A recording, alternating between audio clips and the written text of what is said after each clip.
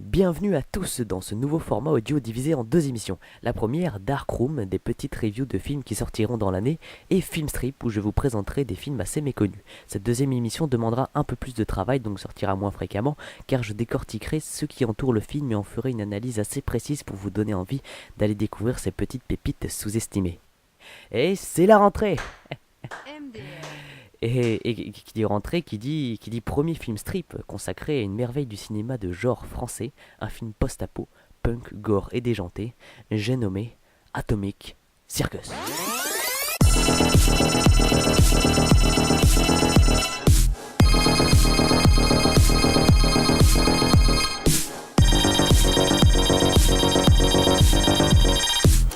Ils ont les sœurs Wachowski ou les frères Cohen. En France, nous aussi, on a un duo familial qui sait faire des étincelles.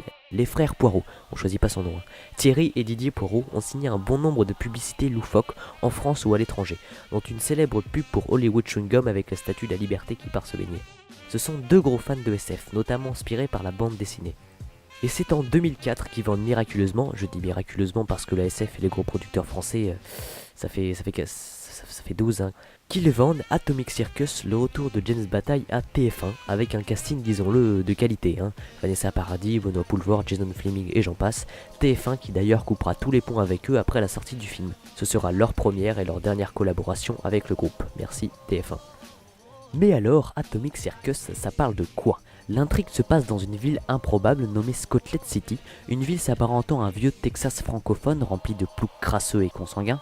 Les habitants s'apprêtent à célébrer la grande fête annuelle de la tarte à la vache alors que James Bataille s'échappe de prison pour retrouver sa fiancée Conchia, qui est aussi la fille du maire Bosco.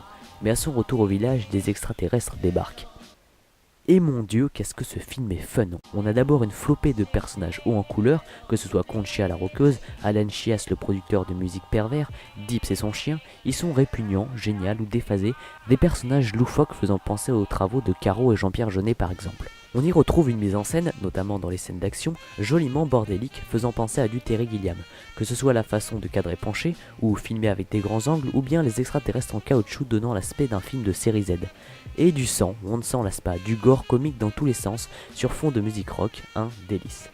Ambiance post-apo, notamment rendue avec un étalonnage jaune et rouge, et une fin à la fois géniale et mindfuck me faisant beaucoup penser aux bandes dessinées de Bilal par exemple.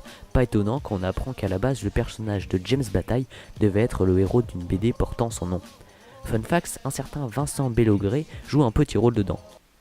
C'est qui ? Oh, un petit DJ français qui a fait quelques petits morceaux pas très connus comme...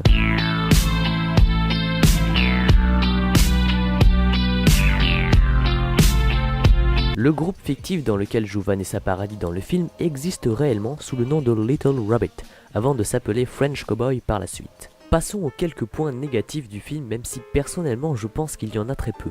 Deux en fait. D'abord les différents concerts de Conchia joués par Vanessa Paradis, qui des fois s'étalent un peu trop à mon goût.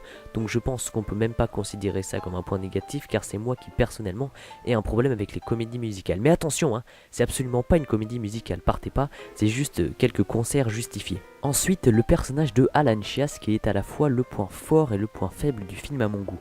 Bien que très charismatique, on parle quand même de Benoît fucking Poelvoort quand même, la perversité du personnage est vachement poussée, peut-être même trop poussée, mais encore une fois c'est sûrement voulu, ça ne reflète que mon avis personnel. Donc, allez voir absolument ce film. Là, je vous vois, vous êtes en mode, moi, ok, peut-être si j'ai le temps, un petit streaming. Tu veux une bonne raison? Il est dispo sur YouTube en très bonne qualité. Voilà, t'as plus d'excuses. Mais bon, si t'as envie d'aller jusqu'au bout du délire, fais comme moi, achète le DVD pour pas cher sur Amazon. Il y a des bonus super sympas dedans. Voilà, ce côté bordélique donne un charme fou à ce film, car doté d'un petit budget, les frères Poirot et l'équipe du film ont absolument tout donné et arrivent avec des bouts de ficelle à faire des étincelles. T'as vu, ça rime. Et justement, on va conclure cet épisode sur une phrase de Didier Poirot exprimant son point de vue sur la SF. Pour faire un film, t'as juste besoin d'un monstre et d'une machine à fumer.